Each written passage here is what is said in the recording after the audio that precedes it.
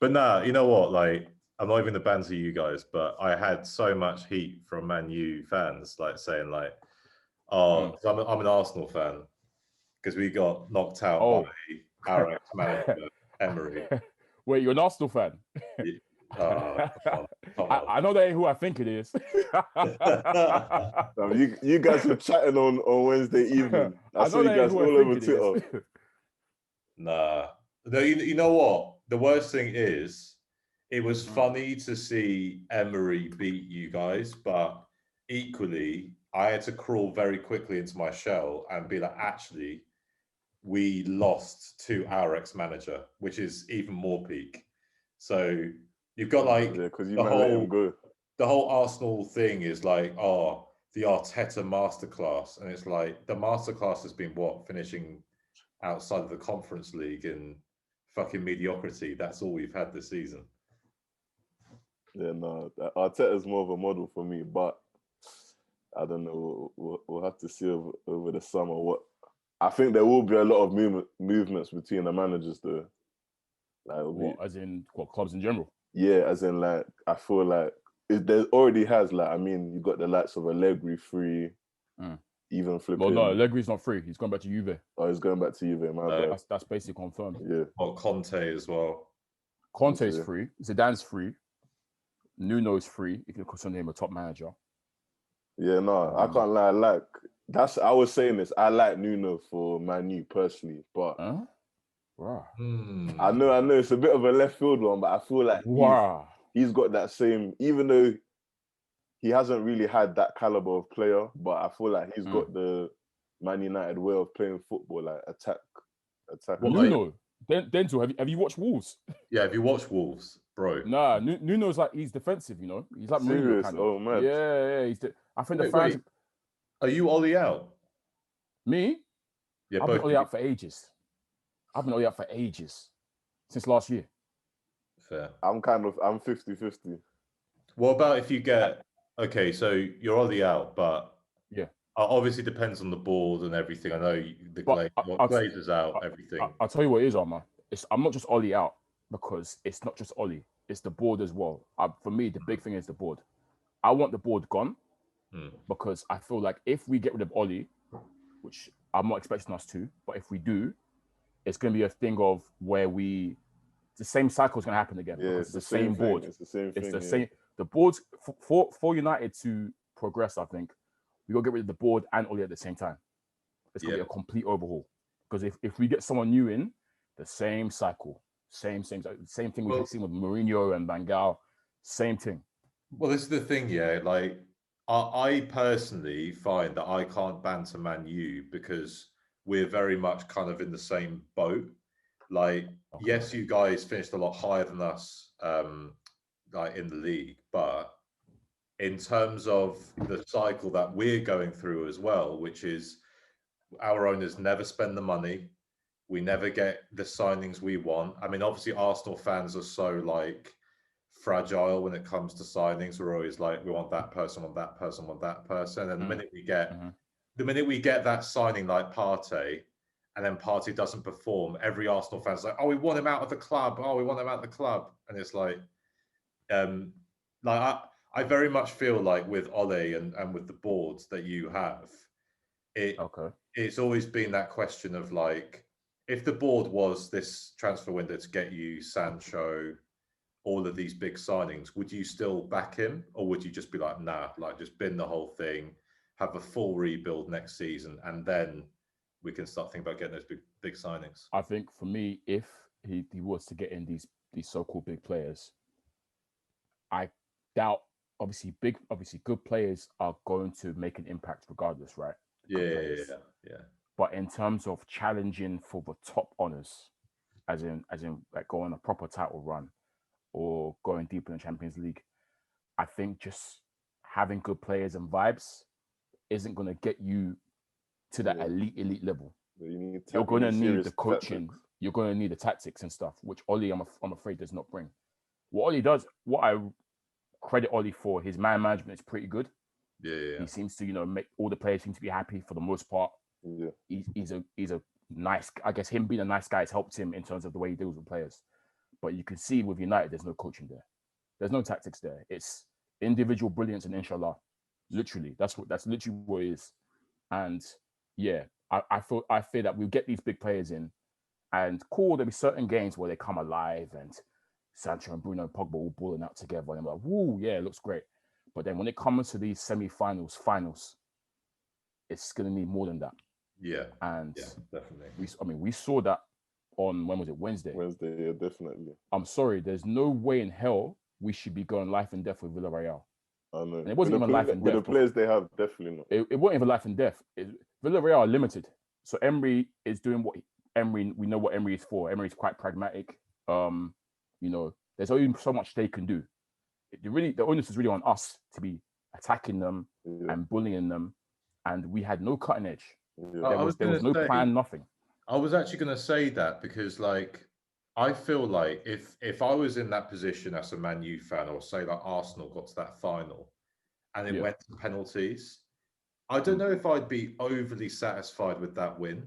Like, if you guys won that trophy, it shouldn't have even got to penalties. That's the thing. I watched the game with my brother.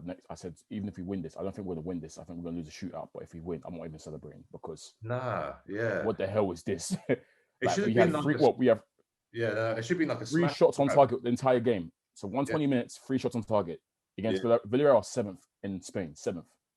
That's it. That's poor. But we can't take away from the management and they had a good system in place. Oh yeah. They had a good system in place.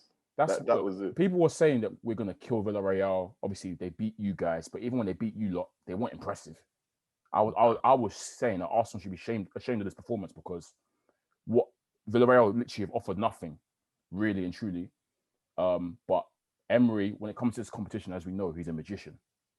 He's very, in this competition, he knows what to do. So and don't forget, it's not a 2-legged tie. A final is a one-off game. So someone can always do you in of one game. Like, they can prep the team for one game only, as in prep it perfectly. So obviously, we saw their game plan. They kept it tight. Obviously, with United, if you watch us, our biggest kryptonite is teams that defend with a low block. Yeah. We're best when we're in a counter, really, in transition. We got athletes like Rashford and whatnot who can hurt people in the counter attack. But when it comes to playing against a team that's just sitting deep, 2 blocks of 4, restricting space, we really, really struggle. Yeah. I think what we're missing as well is like a striker like Lukaku who can hold up, get the ball, turn. Like right now, as you said, we've got the attackers, Rashford, Greenwood, but I think to get to that next level, you need 20 goals a season, Drogba, Van Persie, those kind of level of strikers. Don't mention Drogba. Don't mention that. I just mean even a hold-up player, would have helped us there. Have some respect, Denzel. I said Drogba, you know. I love my guy, man. He in his prime, he was. That guy was a fraud. But in finals, he's amazing, though. In the finals, I'll give him that. But that's what I mean. We need them match winners in it, and I think Greenwood and Rashford will get there, but they're definitely not there yet. Yeah. To me, Cavani's a match winner. Yeah, definitely. If you give him service. Yeah. Obviously, I think he's going to stay for another year, from what I'm gathering. So now that he's got a full, because obviously with this season he was in and out of the team because of injuries, but now he's used to the Prem. His body's used to it and whatnot. We can't forget this guy's he's 34, 33. Come to the Prem, tough, but you can see he's still got the quality. That movement and that just know-how in the box, you can't teach that. If we can have him fit, I suspect we're going to have him for one more year. Have him fit for one more year. If he gets a good run of games and doesn't get injured, I can see Cavani getting about 20 goals. I mean, look, if you're speaking over 30, Willian's available. So if you want to take him, just take him. I can't believe that guy, man. That guy is crazy. Bro, he is mocking it. He's basically said that he wants to stay in London and he wants to go back to Chelsea. And that's it. So yeah, his head was gone within, I think, a few weeks of joining us. I think it's just been poor, absolutely poor. I just can't believe you lot dashed him a 3-year contract to 100 and something K a week. 3-year contract, and the worst thing about it was that I think it was through the same agent as David Luiz, and it was the whole Brazilian connection that we've got. They're close, isn't it? So they're like, oh, like, who have you got available? They're like, oh, well, David Luiz and Willian would make a great pair, and it's just like Mm. they're both looking to leave this summer. So, like, what have they really? Yeah, I mean, Louise is confirmed, didn't it? yeah, Luis is gone. Yeah, I mean, to be honest, Yeah. Luis was one of the strongest. I mean, this is saying something, yeah, but Luis was the strongest centre back we had at Arsenal this season. I agree. Willian to be on the money he was on and on a 3-year contract to only score 1 goal and not beat the first man in like set pieces was mad. Just absolutely mad. Willian hit the belly. My man hit the belly. I have to respect the hustle. I have to respect the finesse. You got to do what you got to do, man. That's a Nigerian finesse right there, man. That's brilliant. So 419 levels, so. For real, man. But yeah, I don't know what you lot were thinking. Willian's always been very hit and miss. When he's on it, he can be electric, but so hit and miss, and it's got worse with age. So yeah, I rated him at Chelsea. To be fair, like I feel like he brought something. Yeah, big games at Chelsea. He was usually on it, but he was very up and down. I know a lot of Chelsea fans that were happy to see the back of him. When you guys offered him a 3-year contract, I thought, wow, that's a big risk for someone that's in his 30s. And when I tell you, I broke down when I heard about. There's all these rumors about like all these players like coming back to Arsenal or like almost like Chelsea retirement players and all this, and you're always like batting it off. First of all, there was Aaron Ramsey, who's been like kind of a reject at Juventus, which is whatever. Would you take him back? I love Ramsey, but I would prefer another player like Ramsey who's younger and could come into the squad, not Ramsey. Like I just feel like his time was done. Like yeah. Okay. What's his name? Willock. They're calling him the Black Ramsey regen, no? Would you take him back? I take Willock back, 100%. His performance still, he's doing well. 100%. I'll take him back. And similar sort of game to Ramsey as well. Like breaks into the box, arrives late, scores goals. That's kind of what Ramsey was on as well, isn't it? So exactly. But that's what we need. We need like a young squad, and I think like when I tell you I broke down when there was rumors of like Douglas Costa like coming to Arsenal, I was like, bro. Oh yeah, I remember that. That was mad, and I was just like, he's cooked. Retirement FC, like that's it. But yeah, I don't know. Wait, Armour, I didn't ask you. So for you, are you Emery? I'm not Emery. Arteta in or out? Out. Okay, and I'm guessing you're Kroenke and them not out as well, obviously. Yeah, no, like there's no going back with that one.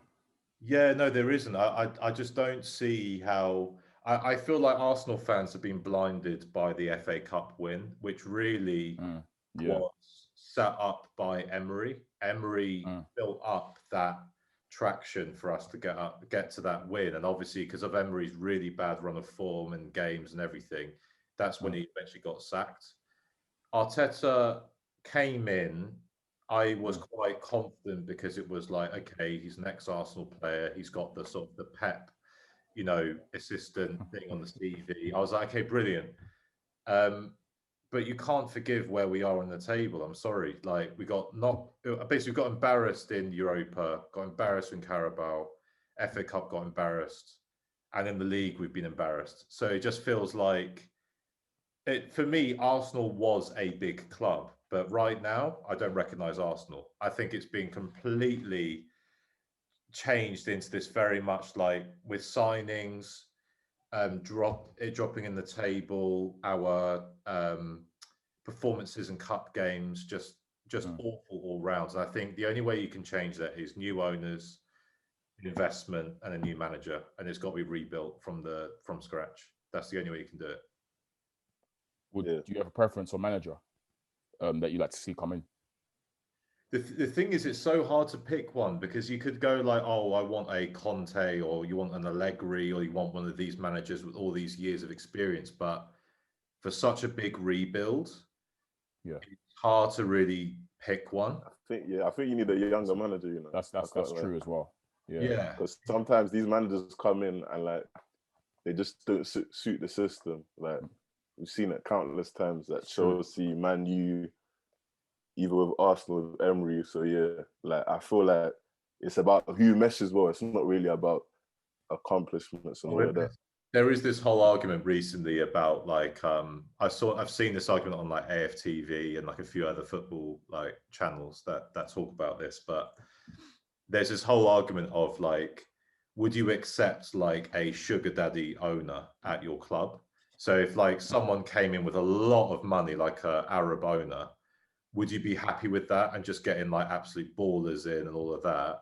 Or would you just be like, look, actually we need like owners who know football to the core and are gonna rebuild, but slowly rebuild? 'Cause obviously we've seen with Man City, there's a whole argument about would they actually be where they are if they didn't have that money?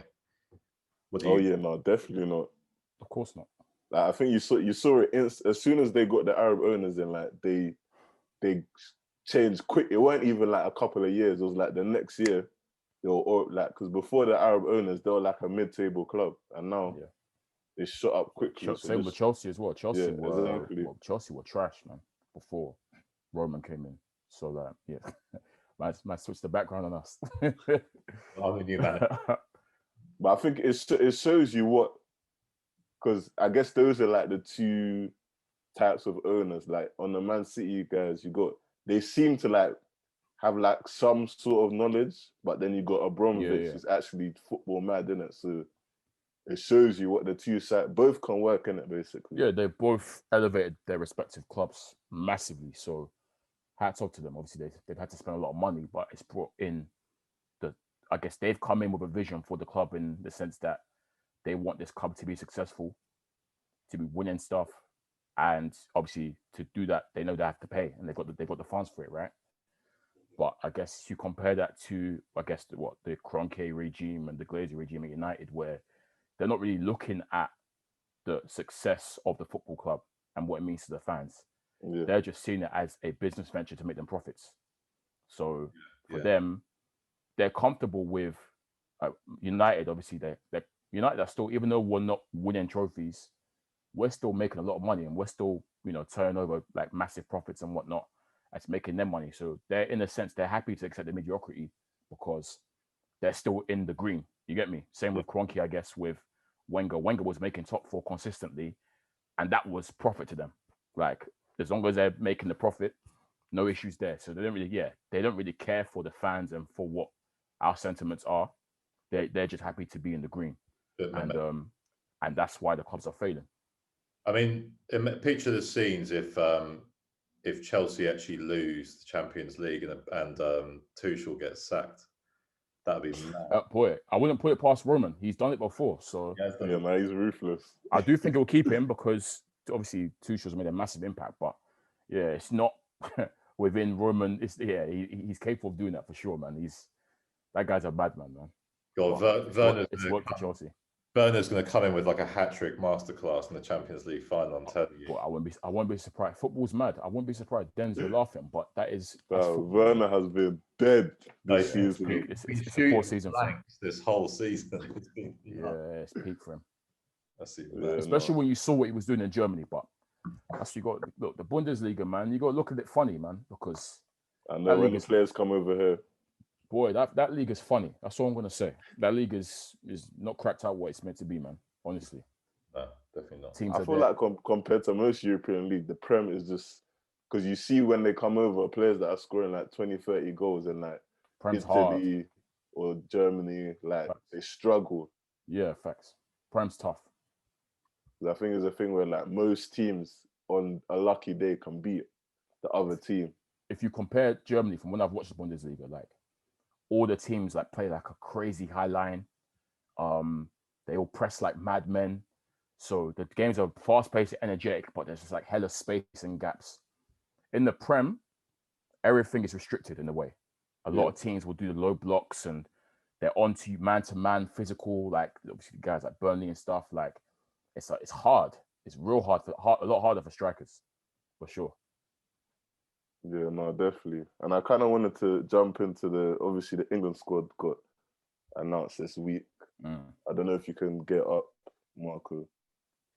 What you say, Marco? It's coming home, yeah? Oh, God, no. I really don't. I the only thing I worry about, we all like 2018 was a great summer, but I felt like, I don't know, I hate to say it like this, but it felt a little bit Spursy. The way that we got to that kind of semi-final, we're all gassed, and then we got like Yeah, knocked out in like a horrible way. It felt like should have won as well, man. Yeah, no, we should have won that match. should have won. Yeah, let me get this up. Hold on. Gonna see if I can share my screen. Yeah, so I think at the moment it's 33, and I think he's gonna cut it down to like 26. Yeah. So I was just thinking we could like work through it and see who we think's gonna like Okay, be stay and go. Okay, yeah, the final. So with Okay. the keepers, Keeper's easy. Ramsdale's getting dropped. That's standard. yeah, He's whack anyways. I think it'll be Henderson and Pickford. As in, you got to take 3 keepers. Three. So, Okay, I see. Yeah, you got to take 3. So, yeah. So what about? I was surprised. Was it Pope? I thought He's injured. He's injured. Okay. Yeah, if not, he'll be there still. No, I definitely say I think Ramsdale's gone. He's dead, man. Yeah, I think it was just one of them ones. Like, okay, we'll just do this for insurance, kind of thing. Yeah. What Who do you reckon is be about? number 1 though? Because obviously he likes Pickford, but Pickford is a bit shaky, and Henderson's sort of come up now. I rate Henderson. You know, I think he would have even done better in the final for us than the game. I'd say Henderson all day needs to be picked first. Yeah. Pickford's got really good distribution, but the rest of his game is a bit dodgy. Yeah, but yeah, Henderson I think is a bit more solid. Yeah, no, it seems confident to me. What about what we saying about the defenders? Oh yeah, there's a lot. There's a lot. I can't lie, the Trippier one did surprise me. Despite the fact I know that they won La Liga, but if I'm to go by the current state of La Liga, I wouldn't use it as a basis to put Trippier in the England squad. I don't know. You got to remember though, Southgate. I think national team managers as well. National team managers always play favourites, and they pick players that perform for them and perform what they know they're familiar with.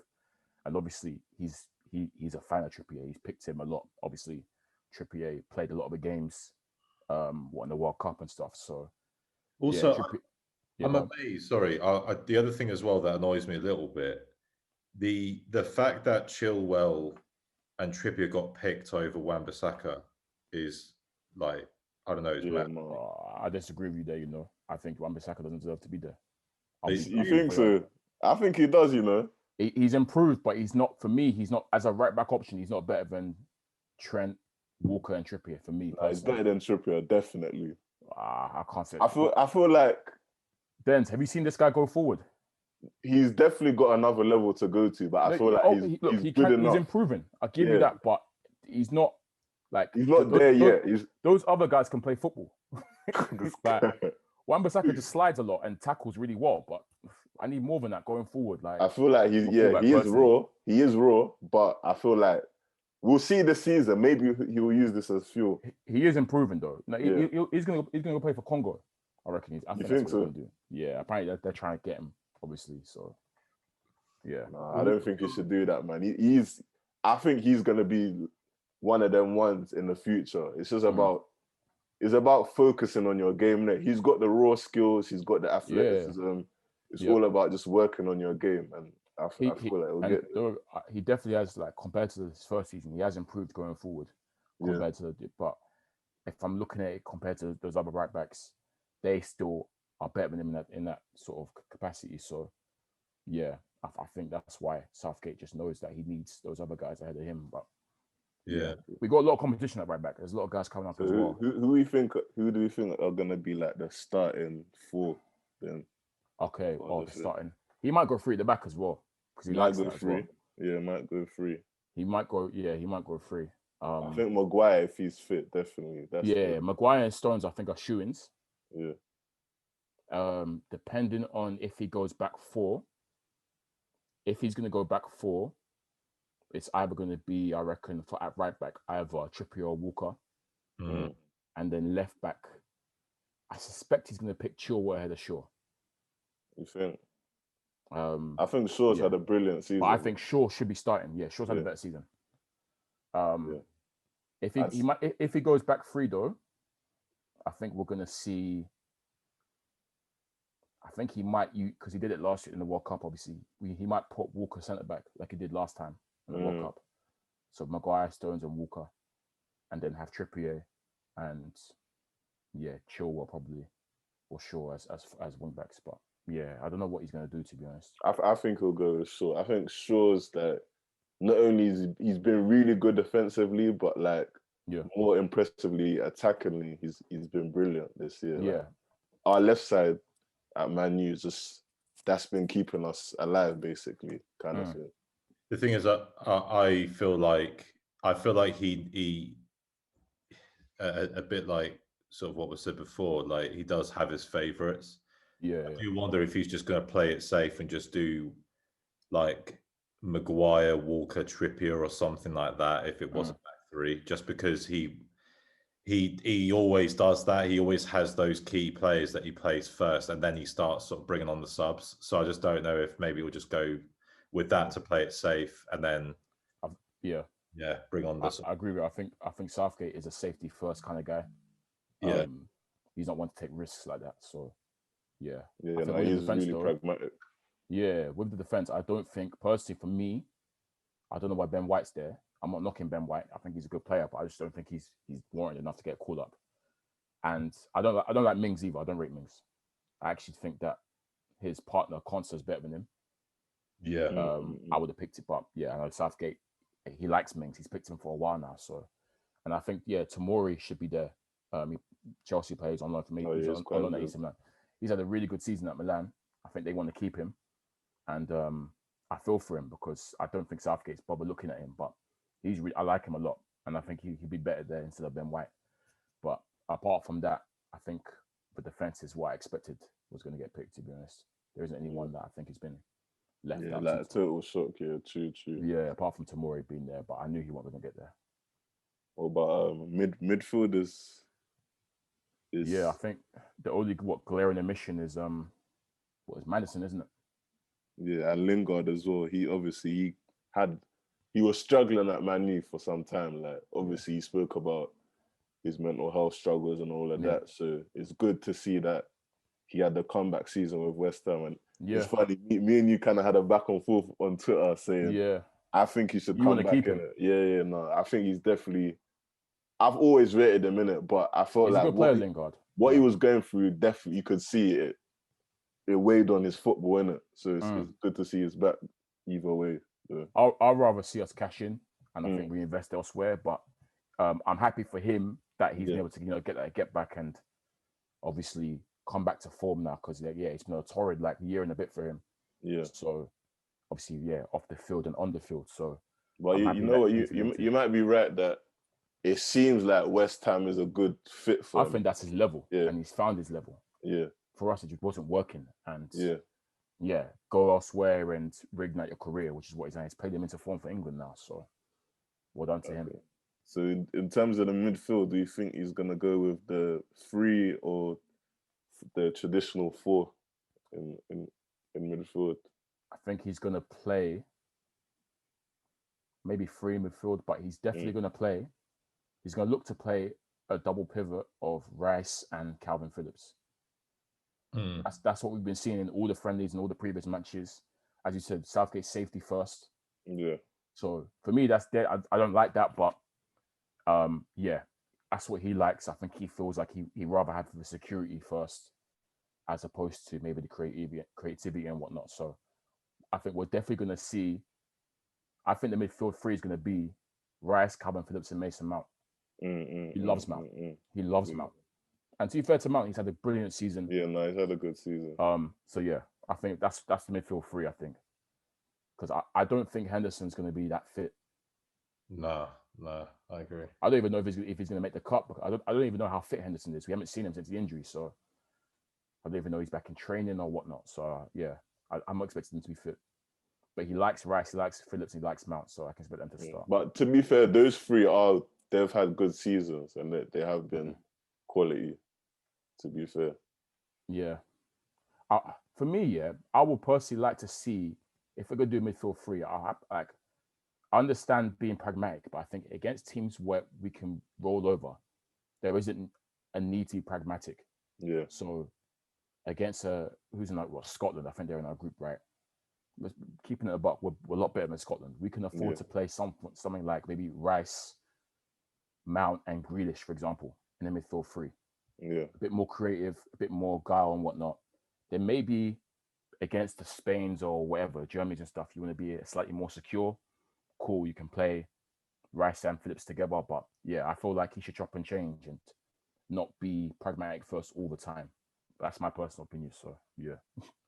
Yeah, no, I agree as well. Because I feel like that's been England's issue, like ever since I've watched them. Like it's kind of like they don't know whether to be pragmatic or attacking really. And I feel like the best managers and teams, they know how to chop and change basically depending on the situation, innit? And I think that's what we've got to do to kind of get to that next level of finals, cup wins, and all of that, basically. But yeah, no, let's go on to the forwards then. That's I think probably the most congested. Yeah.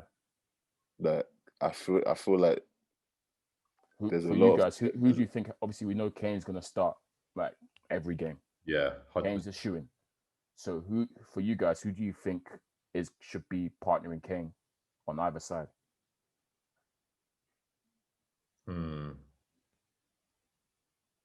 For me, I'd say Rashford and Grealish. For me personally, because I feel like you got the balance there. You got Grealish, obviously great season, creative.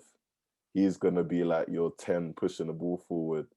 But then with Rashford, even though his finishing hasn't been the greatest this year, he's done a lot of stuff outside of finishing, whether it's drawing the man, using his pace, cutting in. So I feel like they both bring different things, but they both improve the team. I feel like. I'm gonna. What about you?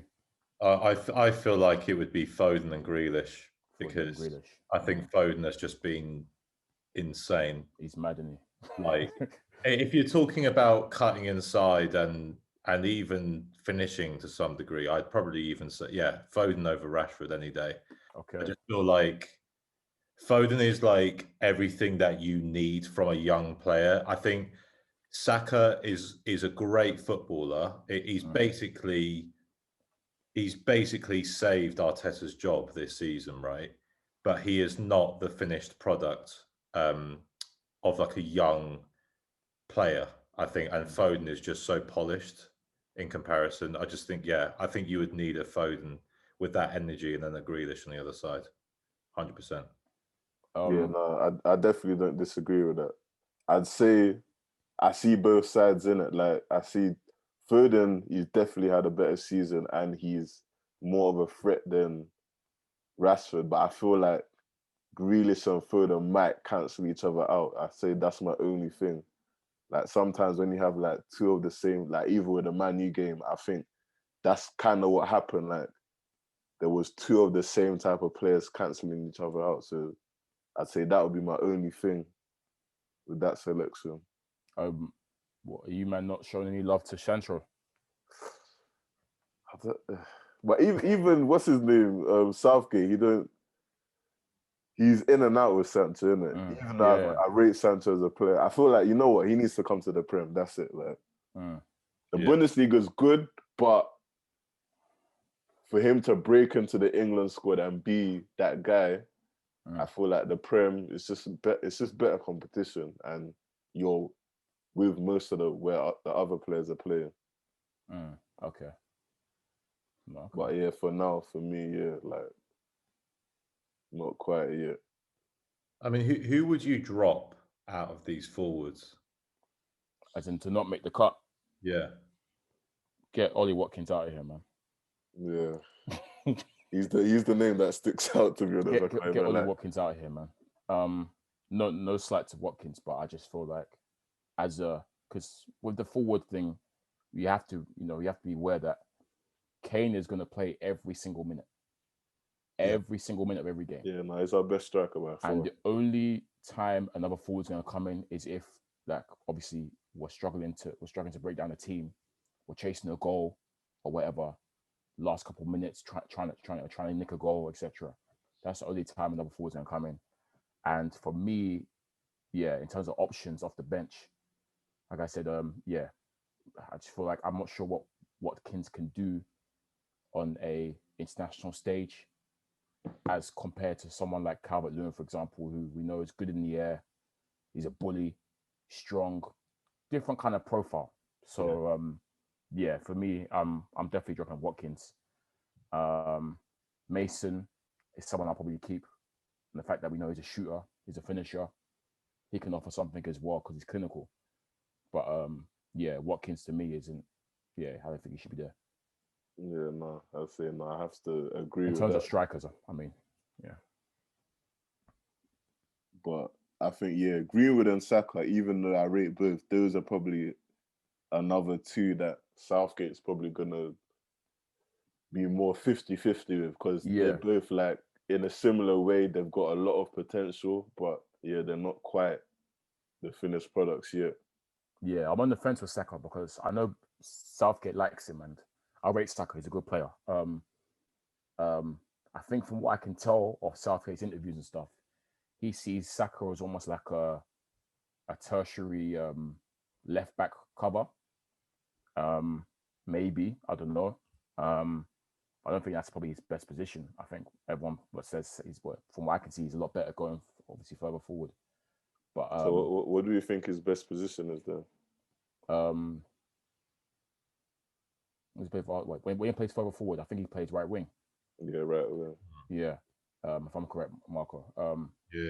Yeah. I think that's his best position. Or maybe 10, but yeah, I'll say right wing. But yeah, he's shown that he can play everywhere really. But yeah, I think he might be getting dropped. Yeah, maybe. Yeah, but he's young, isn't it? He's got time. Yeah, so. He's got time. He's got time to develop. But Do you think England will win? Sorry, just a quick question. Do you think? Obviously, we've got a really, really good squad.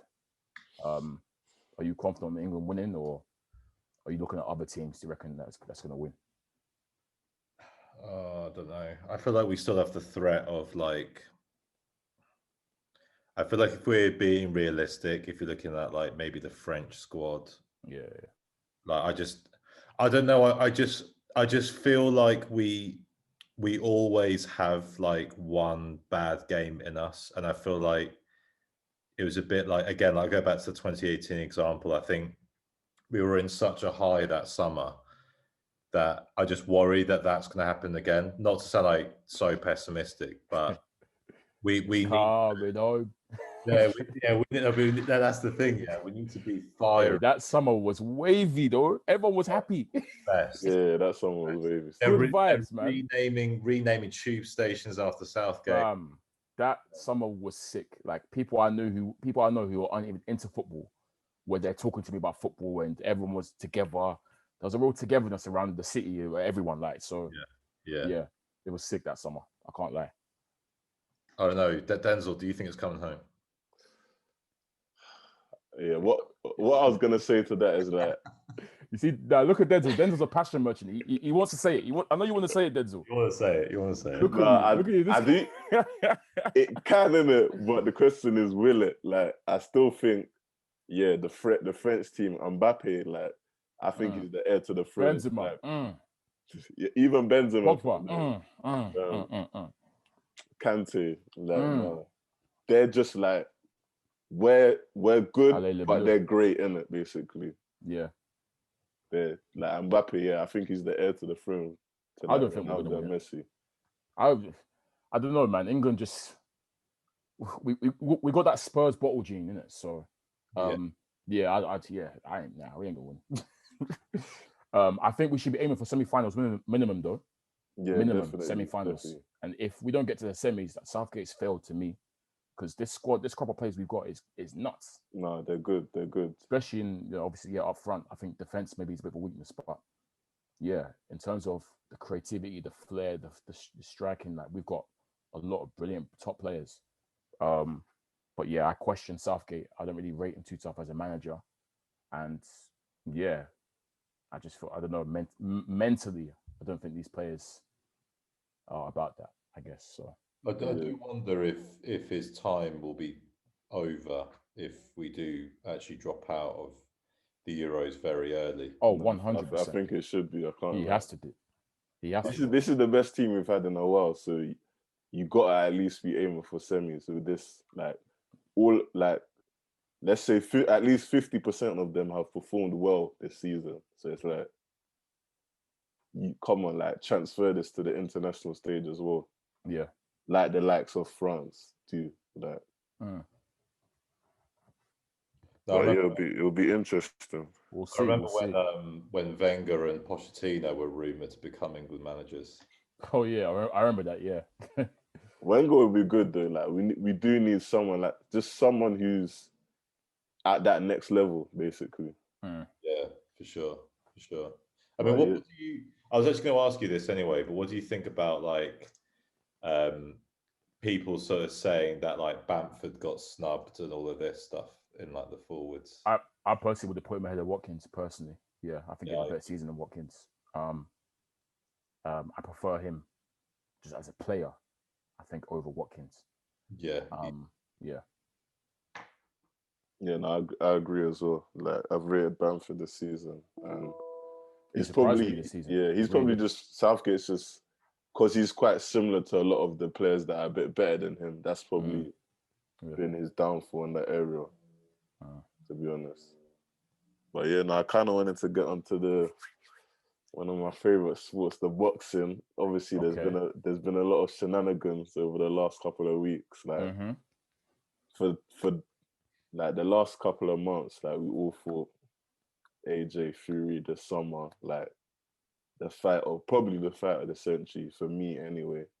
One of the First biggest time fights all ever. Yeah. yeah, Mm-hmm. first time all four belts. Like Fury probably technically is one of the best heavyweights ever, and then AJ is he's just got star quality. Even though he's not technically the best, he's like superstar. Mm-hmm.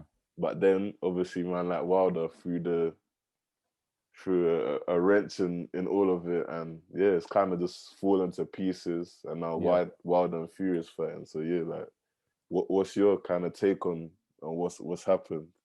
Um. Obviously, then you know me. Yeah, I've got my own yeah, boxing podcast out there as well. With me and my co-host. So obviously, massive boxing fan. One of my favorite sports as well. Um, I say it all the time. Say it on my pod. Say it in real life.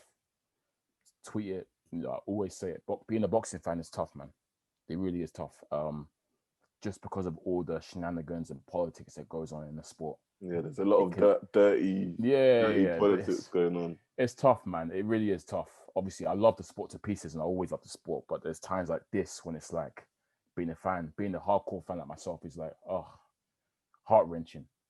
So I guess yeah, to break it down, obviously you guys know that in 2018, I don't know how big you're on boxing there, Marco, but Wilder fought Fury 2018 that yeah, first time, right? yeah. And even though Fury, to the majority of people, Fury won, Yeah, they scored the fight a draw, which was a robbery, but cool, it was a draw. And then they remember that 2 years in 2020, like the top end of 2020, they fought again. yeah, You see, they before this fight, they signed a contract that stipulated it was a 2-fight deal. yeah, So the loser has a right to exercise a rematch clause if they lose or whatever. So obviously they fought that second time in January. Well, I think February 2020. I think it was. 2020. Yeah, We saw the result. Fury battered this guy. I was so happy. That was one of the happiest days of my life. I was so happy. And I'm not a one was like, oh yeah, the mask was too heavy. Yeah, Wilder then came up with 100 excuses. So shameful. But I've never been a Wilder fan. I don't like him at all. But yeah, I was really happy that Fury got this. I'm thinking, yes, that's a win for the UK. And it also means that Fury, I think, was more open to fighting AJ for all the marbles as opposed to Wilder. So I'm happy that he's brought the belt over to this side of the pond, right? Obviously, like I said, it was a 2-fight deal. So there was a rematch clause in there, which Wilder exercised. And within that clause as well, it also, from a legal standpoint, I'm not a legal expert. So if any legal folk listen to this, excuse if I get it wrong, whatever. But there was in the contract itself, it said that if there's a dispute within the contract, they have the dispute goes to a mediator. So it goes to mediation. And if a mediator isn't able to solve the dispute, it then goes to arbitration, which is legally binding. Okay. So arbitration is like a step up above from mediation, right?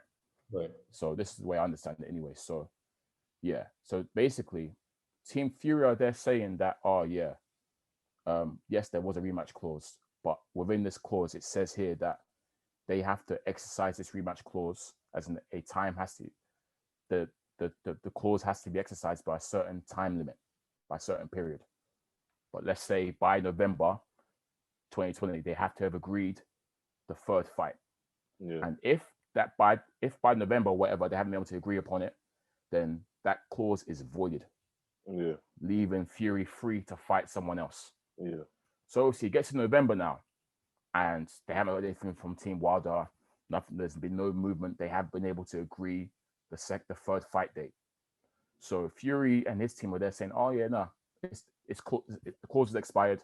Wilder didn't, he didn't exercise the rematch properly. It's done. I'm free to fight whoever." Wilder is there saying, "Oh no." Wilder's challenges and said, "Okay, well, I'm going to take this in mediation because you can't go and fight someone else. I'm still owed my rematch clause." Obviously, went to mediation, and it didn't. They weren't able to mediate it. Basically, they weren't able to agree upon something. So Wilder's then saying, "Cool, in the contract, I can take you to arbitration, which is what I'm going to do." And from what I gather, obviously, Team Fury are saying that the clause expired, so he doesn't have to fight Wilder. And Wilder's saying that, but 2020, as we know, was the pandemic. Yeah. So because of the pandemic, we weren't able to agree upon this. And so, yeah, because of the pandemic, wasn't able to agree upon it, which is why I wasn't able to exercise it properly. Obviously, now everyone's outside again and stuff, I can do it. And obviously, took it to arbitrator, and the arbitrator basically ruled in favor of Wilder. So obviously, using the pandemic was correct grounds for him not to be able to exercise the rematch clause.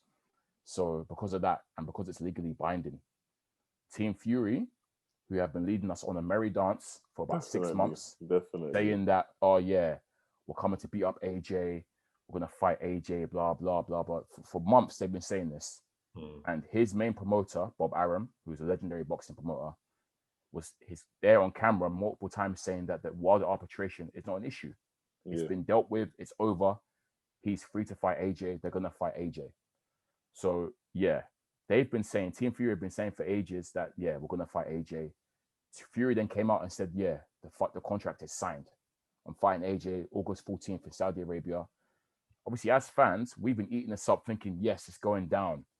AJ Fury, finally, blah, blah.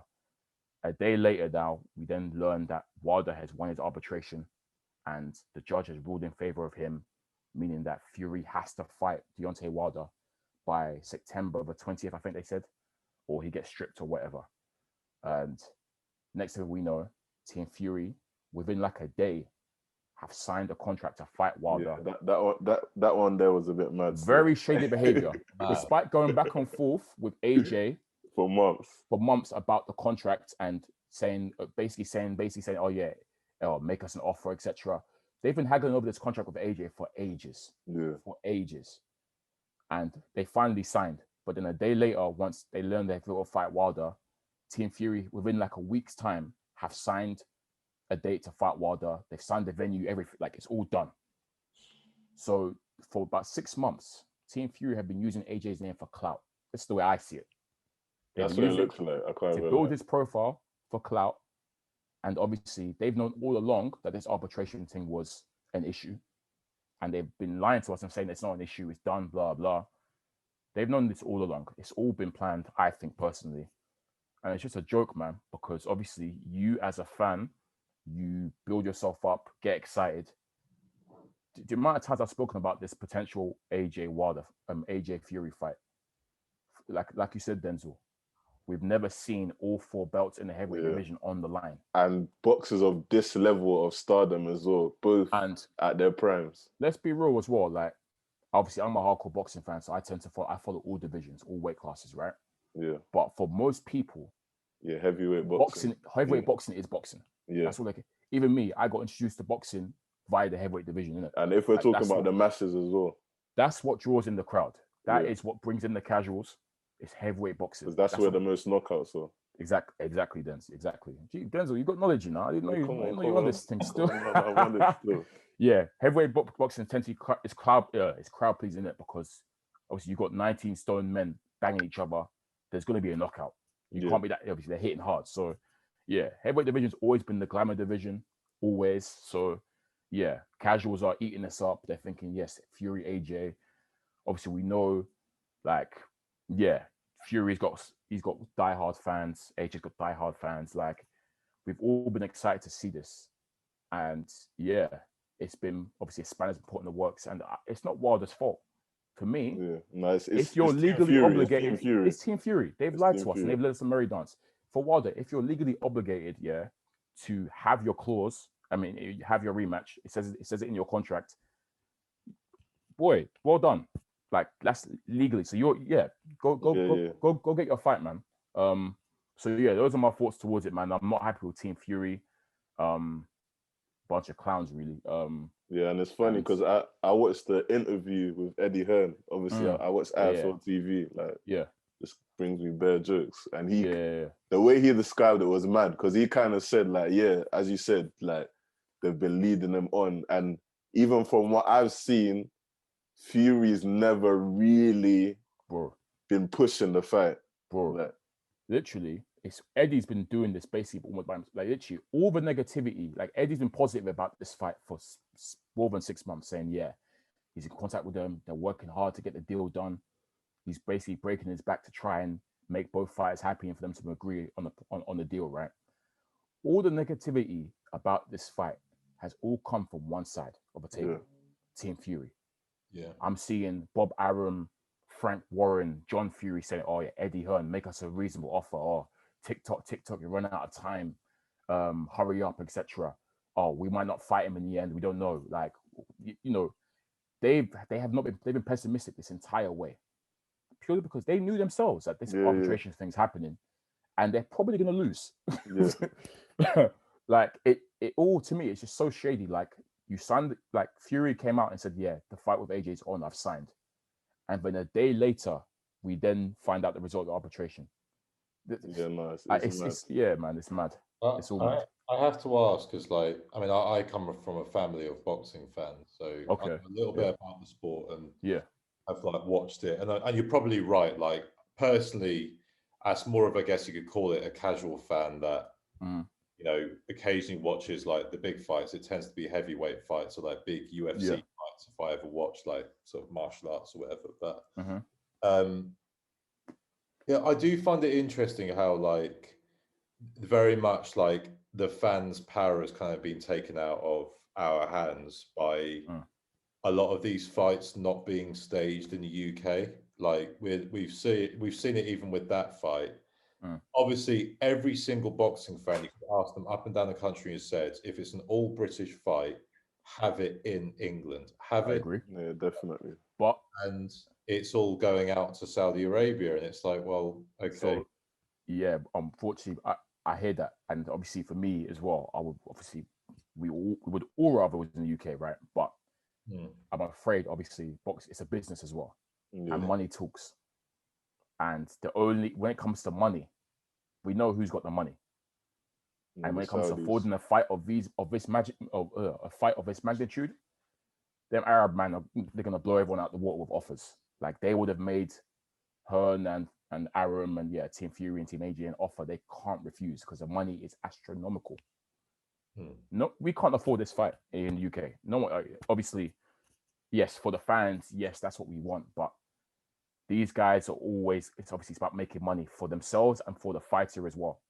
And what the Arabs can offer is going to pay off.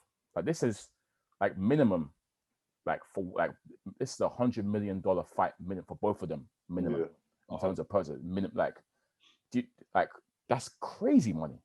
So it's generational wealth, basically. For real, man. So that's why I understand why it can never be in the UK. I think the only way it can be in the UK, say if it was a trilogy of fights. So maybe the first fight in Saudi, second fight maybe in like Las Vegas or something, and then a final fight maybe could be on home soil.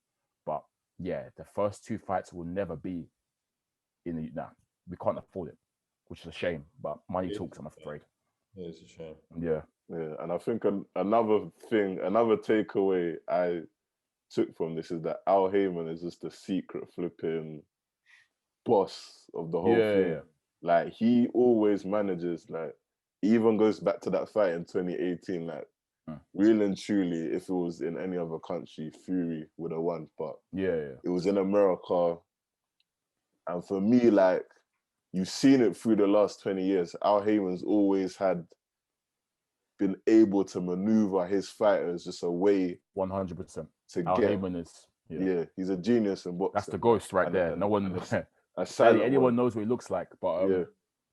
there's barely any photos of this guy. Like like he hardly makes public appearances and everything. But yeah, man, he knows the game very, very well. And one thing about Al Heyman, I criticize the activity of his fighters, but one thing about him, he takes care of his fighters. That's for sure. Yeah, they get paid, and when it comes to legals and stuff, he's got that all patterned.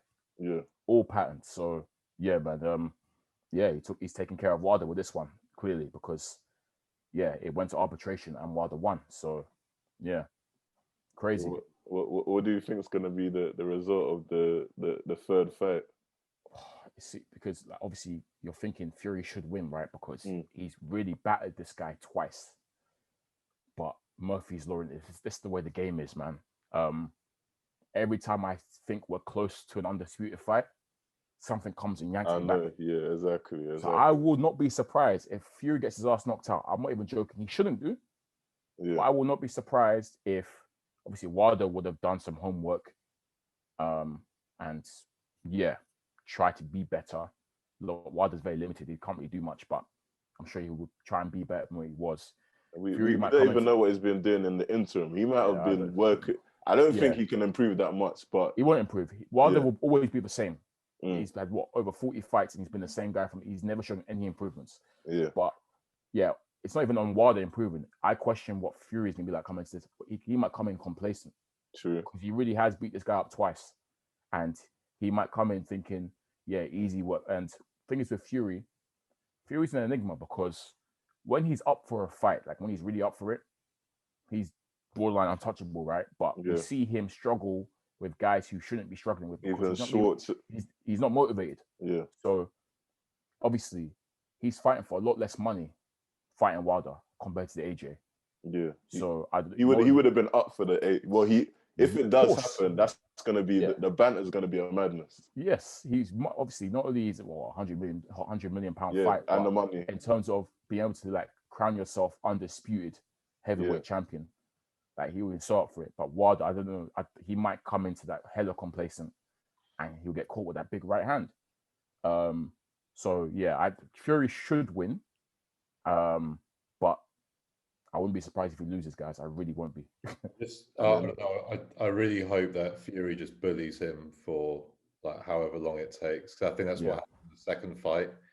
Wilder was trying to throw those wild punches, and that's him. And that's his technique. And Fury was just so like quick with it, like agile, everything. And like I just wonder if obviously if Wilder's actually done the homework, you would think that he'd know what to do. But like you say, with his track record, it feels like he's very much like almost like one punch man.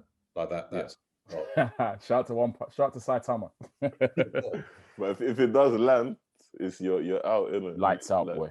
Yeah, but Fury came back from the dead, you know. He came back. Yeah, he did. Undertaker. But I question how many times you can do that. Yeah. Because that right hand is the most fearsome thing I've ever seen in my life. I've never seen power like that personally. Yeah, I think I'm at the stage where I don't care who wins. You know, I will start for Fury AJ, and I'm like, it's probably deflated me, but it's not happening. So I'm at the point where I don't care who wins between Fury and Wilder. This third fight, I just want to see an undisputed fight that has AJ involved. Yeah, that's all I care about. So whether it's Wilder, whether it's Fury, as long as I get within the next year an undisputed fight with AJ involved in against one of them, I'm happy. But then AJ's got to be. It's looking like he's going to fight Usyk, yeah, and that's another banana skin. That's a big banana skin. Usyk is very, very good. I expect AJ to come through it, but it's the banana skin. And like I said, you never know these things because each time I keep thinking it's close, yeah, the thing gets taken away. So I wouldn't be surprised if AJ loses to Usyk either. I don't think he will, but if it does, it's like, yeah, this undisputed fight is just not meant to be. But the only thing, like for me, Usyk struggled with Chisora, so Usyk is, yeah. It kind of tells me if AJ's on job, he should take Usyk out, basically. The thing with Usyk is technically he's so skilled. Yeah. Fantastic boxer, technically. Yeah. Super, like the movement, the footwork, it's wonderful to watch. But I feel for me, he's not a natural heavyweight. He's come up from cruiserweight. He's small. Yeah. So I question. Obviously, we saw Chisora's a proper heavyweight, and he roughed him up a little bit in there. Yeah. Obviously, Chisora's limited, so Usyk was able to make the adjustments and outbox him in the end. But yeah, I question his ability to hurt these big heavyweights such as AJ, and also in terms of the size, I question his ability to deal with that size as well. And I think AJ is just too big and too strong for him, personally. But I'm happy. That's a great fight, great matchup. So yeah, it's a good fight. But I don't know. Like I was even reading an article on the BBC, and he was even saying that he doesn't even think the undisputed fight will happen 2021. He thinks if it does happen, we have to wait till 2022. I think so as well. To see I it don't happen. think it's happening this year. Well, obviously, Team WADA are saying that obviously they've agreed to fight WADA for July 24th, I believe. That's all signed in that. So they're saying that, okay, cool, we fight WADA in July, Fury wins. We could then make the AJ fight for November, December. But I promise there's gonna be banana skin in there, man. I promise you. Either AJ loses or Fury loses. I just don't think it's not gonna be that easy, man. That's the way boxing is. It's so frustrating sometimes.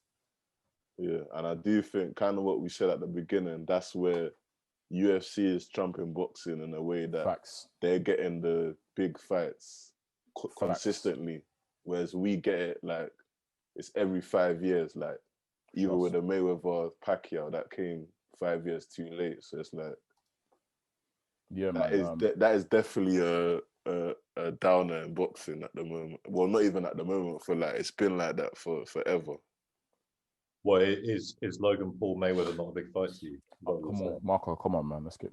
Mayweather's a robber, you know. He's just robbing money. Yeah, at this point. I don't like it, but get your coin, bro. If we're all in the same position, we do the same thing. Like, fighting 14-year-olds in China? Fam, that was so mad. That Japanese kid he beat up. But hey, that made him 12 million. You know that. Yeah, well.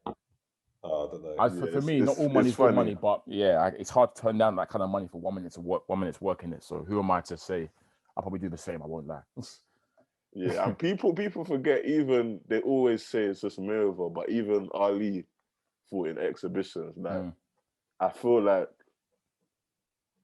even though I feel Mayweather, he should just hang it up, but there's always every sports player, every star has it that being in the limelight is addictive, innit? And I feel like he's definitely addicted. Yeah, Mayweather's suffering from that at the moment. My issue though is just the fact that I think it brings the sport into disrepute a little bit, because now everyone's trying to jump at this boxing thing.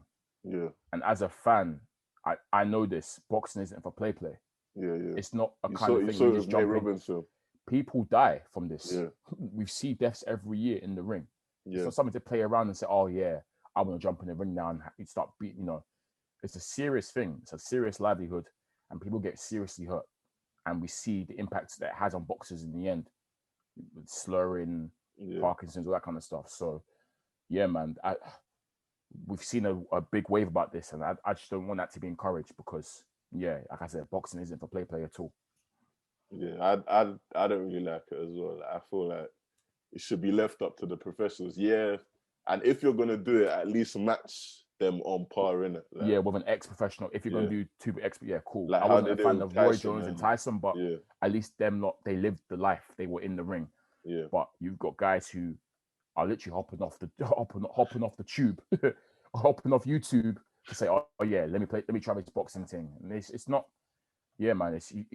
I just think you got to earn the side of caution with these kind of things. But yeah, no, definitely.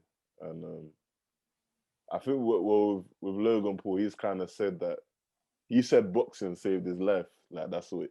And okay, yeah, fair enough. I do get that the lifestyle, even though Yeah. it's hard, it's basically it's like, I feel like for me, why I admire boxers, it's like humans at their highest peak of like physical performance, basically. Like with the training camps they go through, they literally kill themselves. Yeah, the discipline, all of that, like, is humans at their highest form. So I get it, but yeah, like I don't really agree with it, to be honest. Fair enough. But yeah, I kind of wanted to finish off with the keeping on the sports theme, like kind of finish off with the NBA. Jeez, Obviously, the B-ball, love it. Yeah, the playoffs have just started. Yeah, man. And yeah, I kind of just want to get your thoughts on who do you think is coming out the West, who do you think is coming out the East. Like, this year is tough, man. Yeah, it's a tough one. This year is crazy tough. For once, I'm on the fence with a lot of things. I think with the East, it's too hard to ignore the Nets. To be honest, it's just so obviously with that much firepower, they got the unicorn basically. Yeah, with that much firepower, yeah, Harden, Kyrie, and KD, it's like, yeah, they can't flop. But at the same time, I always get that feeling of, like too many cooks spoil the broth kind of thing. Yeah. There's too many superstars for it to, yeah. But at the moment, it looks very cohesive. I question their lack of available good bigs, but they're making it work. I feel like the biggest threat to them is probably the Sixers in the East. Yeah. Embiid is someone that could feast on the inside and whatnot, because he's just a very, very good big, and their bigs aren't up to par like that. But yeah, I'll probably say that the Nets are probably going to come through the East, to be honest. Just too much firepower, and on D as well, they're cranking it up, which obviously all great teams do in the playoffs. So they seem to be switching it on in the playoffs, so which is good. So, and I think on the subject on Brooklyn Nets, I feel like even though they have 3 superstars, because their main star KD is like the unselfish superstar, I think that's what makes him be able to slip into teams. And even if they thought the same thing would happen with Golden State Warriors, but he just slipped in. They won 2 championships. For me, Harden is the one that's made like I guess the biggest selfless sacrifice in that sense, because if we obviously, I don't know if you follow basketball a little bit. Was it Harden's come from the Rockets, where he was the main guy? Yeah. In terms of scoring and playmaking, he did everything. Like it all flowed through him, right? Yeah. And he's come over to Brooklyn and been like, yes, okay, Harden is known as one of the best scorers of all time. Yeah. But obviously, he's recognized that, he's got Harden and Kyrie with him, who are also incredible. KD is one of the best scorers of all time as well, and Kyrie is an amazing scorer too. So he's recognized that he doesn't have to be so ball dominant in terms of trying to score the ball. He can step back and be the playmaker for these guys to then do their thing. It's kind of like humbled him in a way. Yeah. He's made that sacrifice to be. Even though he still scores a hell of a lot, he's more focused on distributing for those other guys and for the team. And that's why, for me, that's why he's been phenomenal this year. And I appreciate that sacrifice, because I think with that kind of team, someone has to make sacrifices. Yeah. They're not all going to score 40 every single night. It's just not going to work.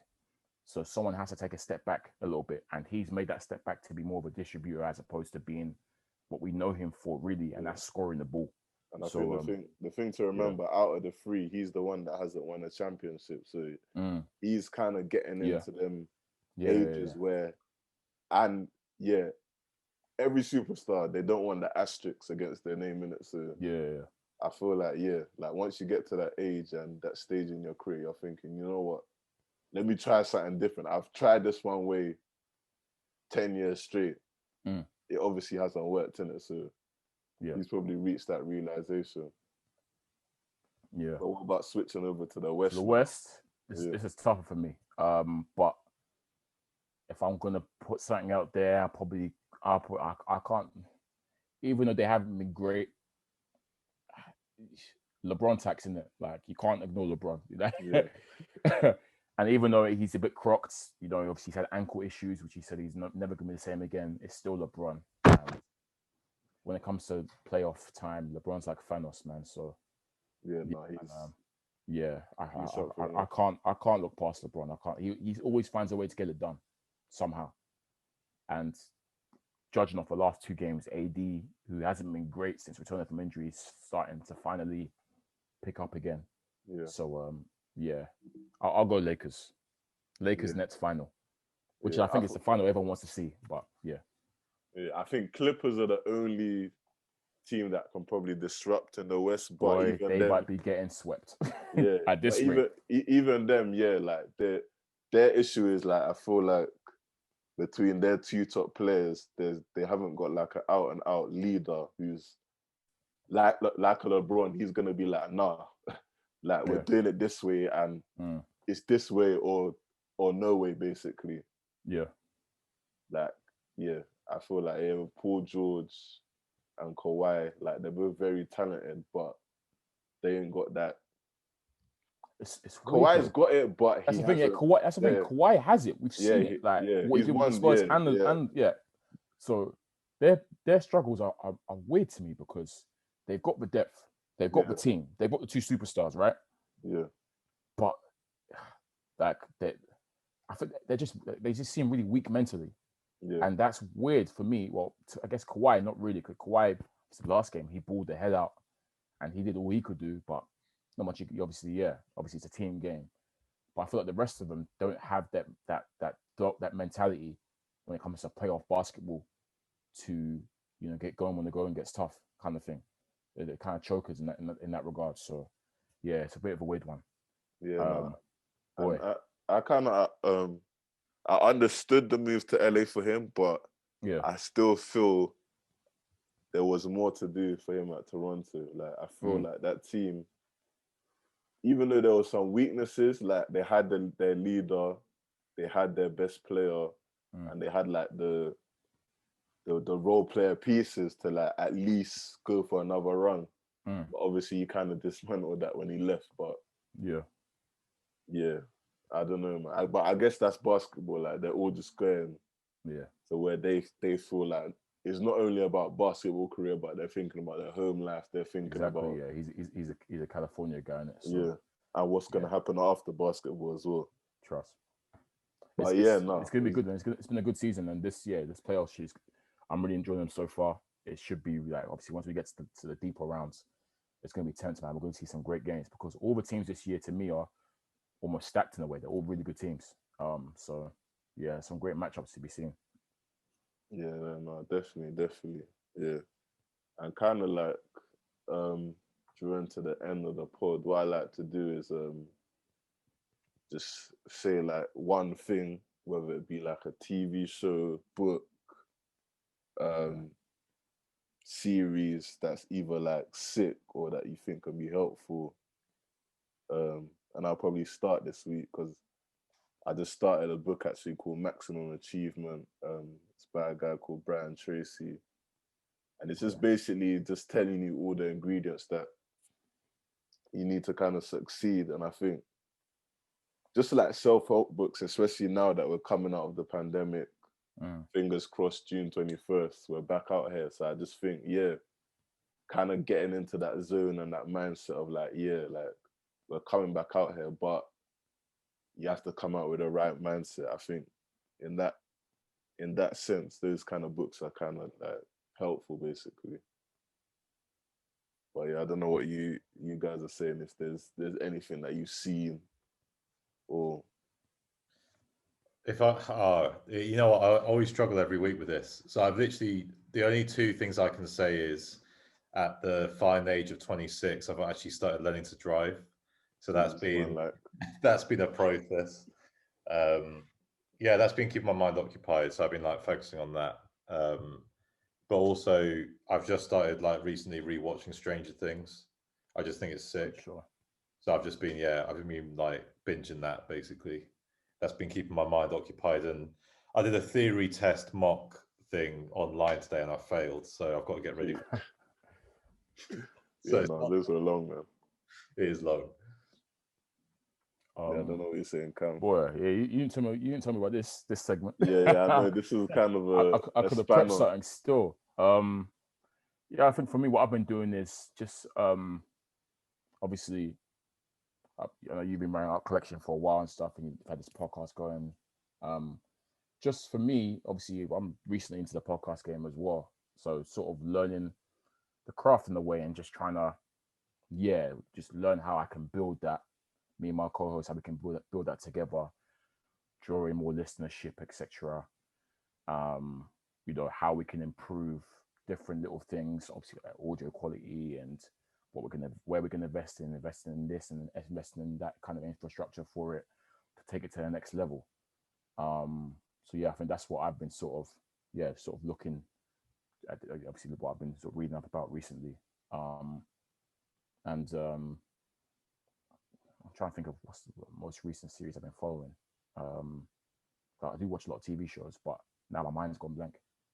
But yeah, no, on the topic of the boxing, I definitely think what you guys are doing is good because, as I was saying, like, I feel like, yeah, there was a golden generation of boxing in the 90s, 80s, early 2000s, but kind of now you see the UFC, you see the YouTube boxing, and I feel like those things are coming in because the actual boxing it's just, especially with the matchups with the higher ups, it's definitely lacking in that area. So I do feel like we need the podcasts, we need the shows, we need the different things to kind of just like get that kind of younger age back into boxing kind of thing. 100. So, yeah. no, I do think that's good that you man are doing it. Shit. Well, whilst I'm here, I might as well, you know, shameless plug. Yeah, no, plug it in. Tune Yeah, into me and my co-host Flows. Yeah, we started it last year. Strap Season podcast. That's Strap, obviously Strap, STRAP, season spelled SZN. Yeah, Strap Season podcast. Which we started last year, and it's been going well, man. We're enjoying it. Like, just me and my pal talking about what we love, which is boxing. So yeah, man, I'm big fan of it so far, and I'm enjoying the journey. Yeah, dope. So what like platforms can people check it out, and like what days do you normally drop it on? Yeah, we normally drop on Tuesday. We're on all good streaming platforms. So whether that's your Spotify's, Apple Podcasts, Google Podcasts, Amazon, iHeart, literally all the streaming platforms that you can think of, we're on there. Drop every Tuesday. Just hit us up on Instagram or Twitter. I think the Instagram handle is Strap Season Podcast. Obviously, we've got a link in our bio for where it takes you through to where, like, obviously the YouTube channel and where we are in terms of streaming. So, yeah, man.